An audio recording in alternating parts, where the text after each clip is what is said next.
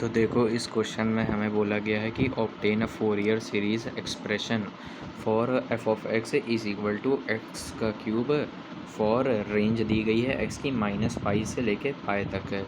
Lower limit जो है minus pi है, अपर लिमिट पाई है।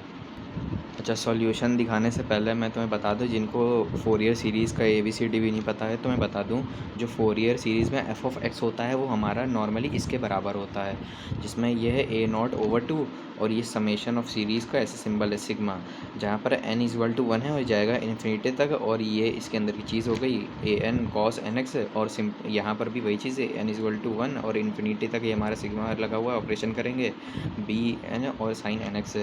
तो इसका जब तुम देखो एक्सपेंशन में, जब हमारा जो फंक्शन है वो अगर हमारा इवन फंक्शन है, इवन फंक्शन क्या होता है, जब तुम इवन फंक्शन वो होता है जब तुम एफ ऑफ एक्स के अंदर तुम अगर माइनस डालो है ना, तो ये माइनस एफ ऑफ एक्स बनता है। मतलब कि मैं अगर यहाँ माइनस डालूँ और यहाँ माइनस एफ ऑफ एक्स बन जाता है तो ये इवन फंक्शन कहलाता है।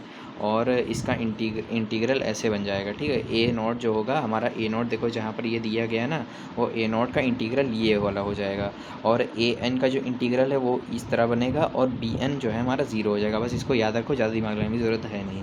ऑड फंक्शन अगर हमारा हुआ, ऑड फंक्शन क्या होता है कि मैं अगर एफ ऑफ एक्स के अंदर, एफ ऑफ एक्स हमारा लिखा है ना, इसके अंदर अगर मैंने माइनस डाल दिया, ठीक है, तो ये हमारा, अच्छा एक मिनट गलती हो गई, कि अगर हमारा एक्स इवन फंक्शन हुआ तो एफ़ के अंदर अगर तुम माइनस डालोगे ना एफ ऑफ एक्स के अंदर, तो ये माइनस नहीं आएगा, ये प्लस ही आएगा। और जब ऑड फंक्शन होगा तुम इसके अंदर अगर माइनस डालोगे तो ये सिंपली एफ ऑफ एक्स ऐसे आ जाएगा और बाहर माइनस हो जाएगा।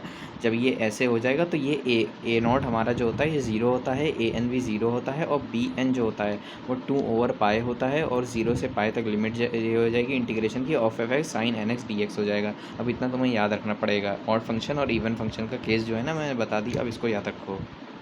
अब जैसे कि इस क्वेश्चन में दिया है f of x equal to x cube दिया है, इसके अंदर माइनस डाल के देखो, जब हम एफ ऑफ एक्स के अंदर माइनस डालेंगे, ठीक है, तो एक्स क्यूब के अंदर ही माइनस आएगा, तो माइनस एक्स, मैं ऐसे क्यूब लगा लेता हूँ, तो इसका आंसर क्या है, माइनस एक्स क्यूब आया। तो इसका मतलब ये क्या है, ये ऑड फंक्शन है, तो मैं यहाँ पर लिख देंगे f of x equal to x cube is an odd function, ठीक है। जब ऐसे हो गया तो मैं तुम्हें जैसे बताया था पीछे भी दिखा देता हूँ कि तुम्हारा A0 0 हो जाएगा, an भी 0 हो जाएगा, और bn इक्वल टू ये हो जाएगा। तो मतलब कि देखो ये तुम्हारा ये 0 हो गया, ये 0 हो गया, अब तुम्हारा ये रह गया। अब इसी में हमें जो करना है ऑपरेशन सब इसी में करेंगे। तो मैं ऐसे लिख देता हूँ bn इक्वल टू 2/पाई, और 0 से पाई तक लिमिट थी, और f of x sine nx dx। अब तुम देखो, अब एफ ऑफ एक्स की जगह तुम एक्स क्यूब यहाँ पर रख दोगे तो यहाँ हो जाएगा 2/पाई, 0 से पाई तक लिमिट जाएगी, और x cube sign nx dx।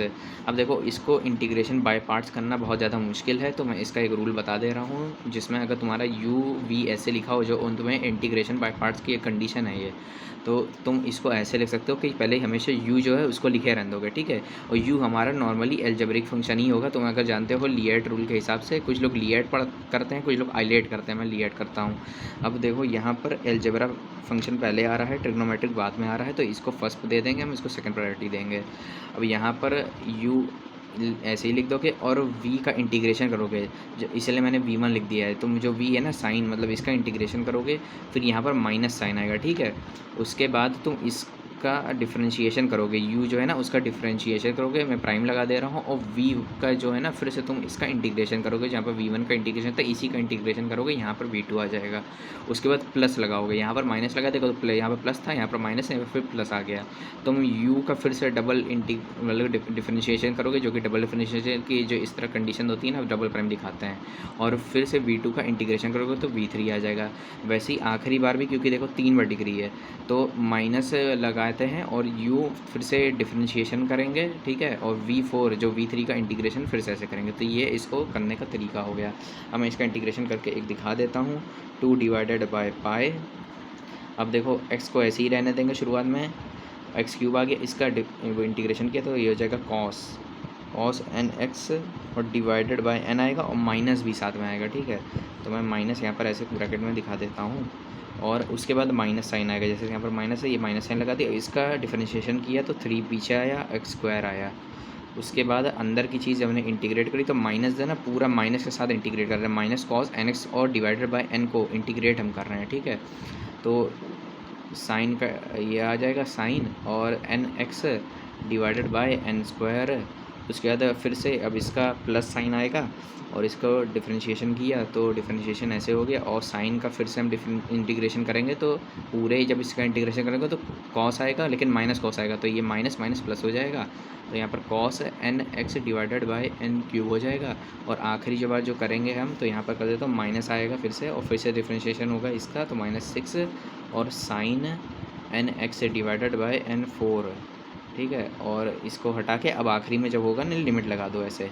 ये इसको आसानी से मतलब कि तरीका हो गया आसानी से करने का इसको, वरना अगर इंटीग्रेशन बाय पार्ट से करते तो भाई ये हो ही नहीं पाता। तो इसको अब तुम सिंप्लीफाई जो करोगे तुम सिंप्लीफाई करके देख लेना खुद, अब मैं कर नहीं रहा हूँ। तो इसका जो आखिरी में आंसर जो बन के आएगा इस तरह आएगा, ये n है, ठीक है।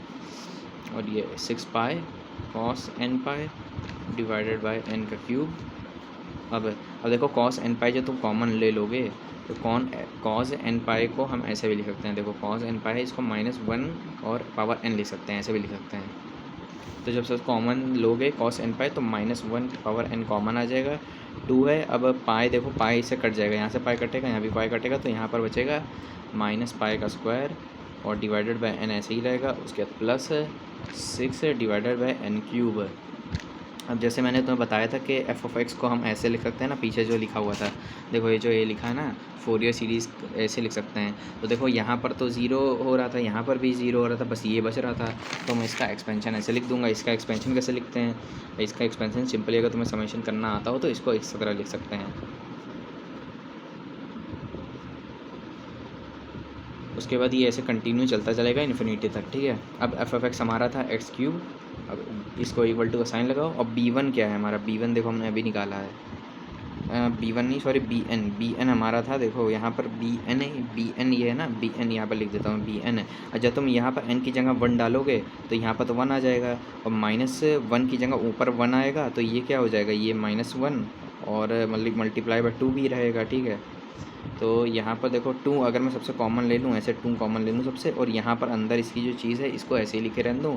और साइन में देखो b1 जो है ना, b1 और साइन एक्स तो ऐसे ही रहेगा, सब में साइन एक्स ऐसे रहेगा। साइन 2x में भी b2 जब डालोगे तो, लेकिन 2 सब में कॉमन आएगा, जब तुम एक्सपेंड करोगे सब में 2 कॉमन आएगा, तो मैंने 2 को पहले ही बाहर निकाल दिया। और माइनस लगाओगे क्योंकि यहाँ पर 1 आएगा तो माइनस बचेगा, अंदर ब्रैकेट में यहाँ पर भी माइनस पाई का square divided by n plus 6 और n की जगह भी 1 आएगा, n की जगह भी 1 आएगा तो 1 यहाँ पर भी ऐसे रह जाएगा। और इसको बंद करोगे और साइन एक्स तो ऐसे ही लिखा रहेगा। वैसे ही जब तुम सेकंड जब मैं यहाँ पर डालूंगा तो प्लस b2 की जगह, अब देखो यहाँ पर ना यहाँ पर 2 आ जाएगा, -1 की जगह 2 आएगा तो 1 बच जाएगा, ठीक है। तो ये तो इवन बन जाएगा। और यहाँ पर भी जब डालोगे ना तो n की जगह भी 2 आएगा, और ऊपर जो माइनस पाई का स्क्वायर ऐसे लिखा है वो लिखा रहने दो, और +6 लगा के यहाँ पर भी 2 की पावर क्यूब आ गई, और इसको साइन 2x से मल्टीप्लाई कर दो। वैसे 3 बार दिखाया जाता है, ये जो b3 साइन 3x है ना, इसको भी दिखाना पड़ेगा। अब तुम देख लेना यार, क्योंकि वरना वीडियो हो जाएगी बहुत लंबी। तो इस तरह मैं दिखा देता हूँ कि एक बार और दिखाओगे और आखिरी तक के नहीं दिखाना, बस 3 शुरुआत के 3 दिखा दिए बस काफ़ी है, ये इन्फिनिटी तक जाएगा, ठीक है।